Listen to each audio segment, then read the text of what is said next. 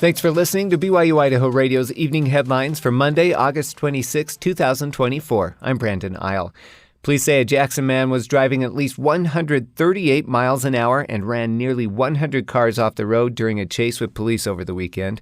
The Jackson Hole News and Guide reports 19-year-old Yair Guarneros was the only person injured when he crashed during the chase on Pine Creek Pass. He was released from the hospital Sunday and is now in jail. The chase started after a man called police to say he saw a black Ford F-350 doing donuts in a parking lot. The man told police he tried to flag the truck down, but instead of stopping, the driver accelerated toward the man, who had to jump out of the way. About 10 minutes later, a deputy stopped the truck, but when the deputy got out of his car, the pickup took off in excess of 138 miles an hour, according to court documents. The truck drove into oncoming traffic and forced 94 cars off the road so they could avoid a head-on crash. The chase ended when the truck rolled over. Guarneros injured his leg and had a concussion. He told police he ran because he didn't have a driver's license. He also tested positive for THC and alcohol. He now faces 15 charges, though deputies say he committed 101 moving violations during the chase, which lasted 22 minutes across 2 states. A school bus full of kids was involved in a crash in Blackfoot this morning.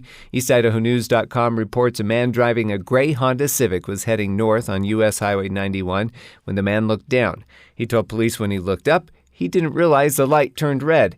He ran the red light and hit the Blackfoot charter school bus, which was heading west on West Bridge Street. The airbags deployed, but the driver was uninjured. The kids on the bus sustained no major injuries and were left with bumps and bruises.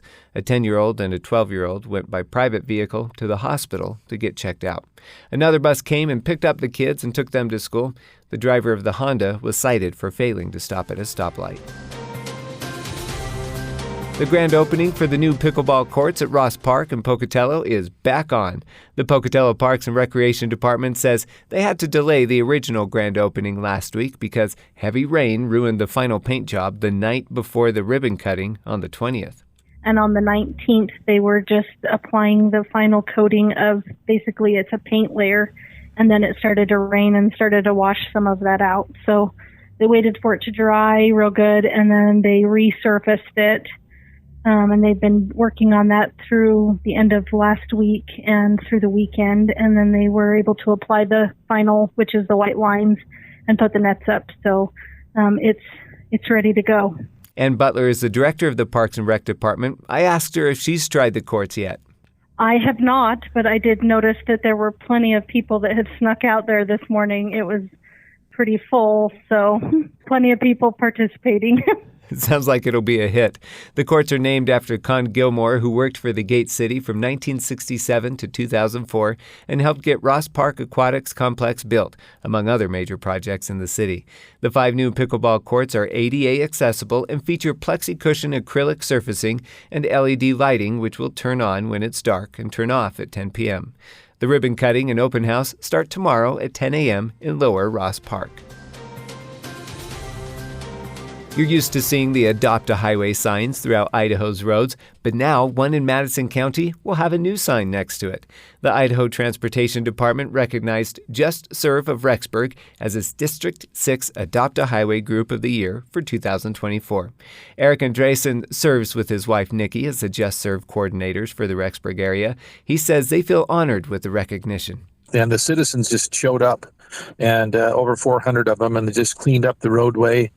I think there were probably somewhere around 500 bags of garbage that were cleaned up along the highway and Highway 33 going out past Sugar City and in some of those other community areas. That's a lot of garbage. Each year, ITD's districts choose a group that has shown exemplary participation in the Adopt a Highway cleanup program. Through justserve.org, those more than 400 volunteers he mentioned helped out in April and May to clean up state highways in Jefferson, Madison, Fremont, and Teton counties. Through that website, we were able to orchestrate and help coordinate all of those people to show up at the right time and in their various communities. And yeah, we had a great response. So we were really proud. Really, all the credit goes out to all the wonderful community members that came out to participate in the project. Just Serve does more than clean up highways. JustServe.org is a website and app provided as a service by the Church of Jesus Christ of Latter-day Saints to help gather volunteers to serve their communities in a variety of ways.